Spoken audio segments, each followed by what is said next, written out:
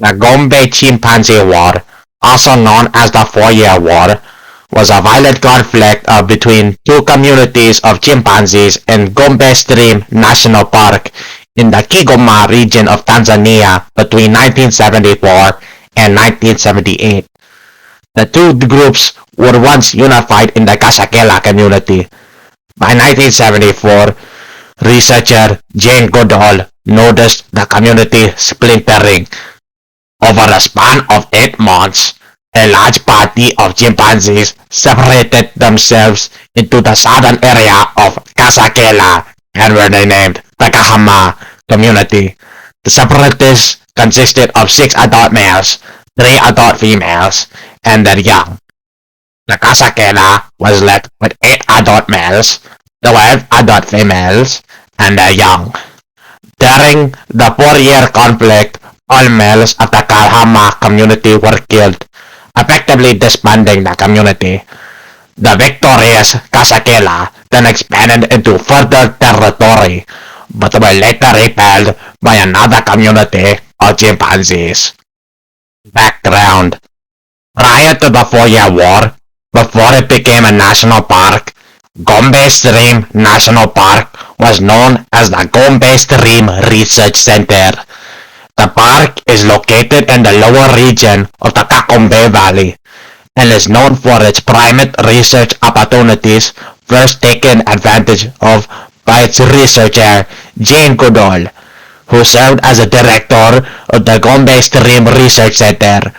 The site itself is composed of steep slopes of open woodland, rising above stream valleys lush with riverine forest. The chimpanzees roamed across these hills in territorial communities, which divided the chimpanzees into parties ranging from 1 to 40 members. The term Kasakela refers to 1 or 3 areas in research in the Central Valley, with the Kasakela in the north, the Gombe, and the Makeke to the south. Evidence of territorialism was first documented once Goodall followed the chimpanzees in their feeding situations, noticing their aggressive territorial behavior, but she did not foresee the upcoming conflict. After the secession of the Kasakela community, the newly formed Hama were led by the brother duo Hugh and Charlie, with the other males being Godi, the Goliath, and the young Snip. The Kasakela males included Satan, Sherry, Everett, Rodolph, Jomio, Mike, Humphrey, and Vegan, who was an alpha male. First blood was drawn by the Kasakela community on January 7, 1974, when a party of 6 adult Kasakela males, including of Humphrey, Vegan, Jomio, Sherry, Everett, and Rodolph, which ambushed the isolated Kahama male Godi while he was feeding on a tree. The Kasakela males were accompanied by 1 female, Gigi, who charged back and forth around the melee. Despite Godi's attempt to flee, the attackers seized him, threw him on the ground, and beat him until he stopped moving. Afterwards, the victorious chimpanzees celebrated boisterously, throwing and dragging branches with hoots and screams, and retreated. Once the Kasakela group had left, Goody stood up again, but probably tired of his issues. This was the first time that any of the chimpanzees had been seen to deliberately attempt to kill a fellow male chimpanzee.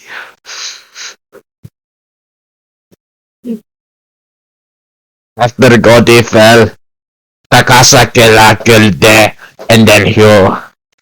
In the attack on De, the female Gigi actually took part in combat alongside the Kasakela males. Later on came the early Goliath. Throughout the war, Goliath had been relatively friendly with the Kasakela neighbors when encounters occurred. However, his kindness was not reciprocated and he was killed. Only three Kahama males remained: Charlie, Sniff, and, and Willy Wally, who was crippled from polio. Without a chance to strike back, Charlie was killed next.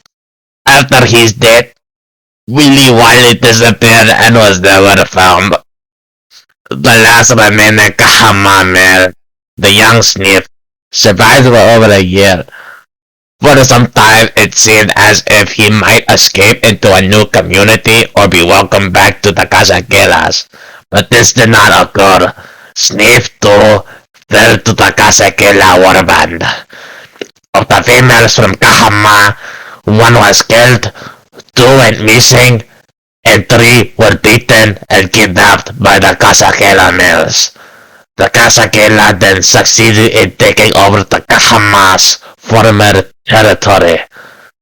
These territorial gains were not permanent. However, with the Kahama gone, the Casaquela territory now put it up directly against the territory of another chimpanzee community called the Kalande. Now, by the superior strength and numbers of the Kalande, as well as a few violent skirmishes along their border, the Casaquela quickly gave up so much of their new territory. Furthermore, when they moved back northward, the Casaquela were harassed by Mitumba foragers, who also outnumbered the Casaquela community. Eventually, hostilities died down and the regular order of things was restored. Effects on Goodall. Jane Goodall is known for her research on chimpanzees. The outbreak of the war shocked her, as she had previously considered chimpanzees to be, although similar to human beings, rather nicer. Coupled with her 1975 observation of cannibalistic infanticide by a high-ranking female in the community, the Gombe War revealed the dark side of chimpanzee behavior.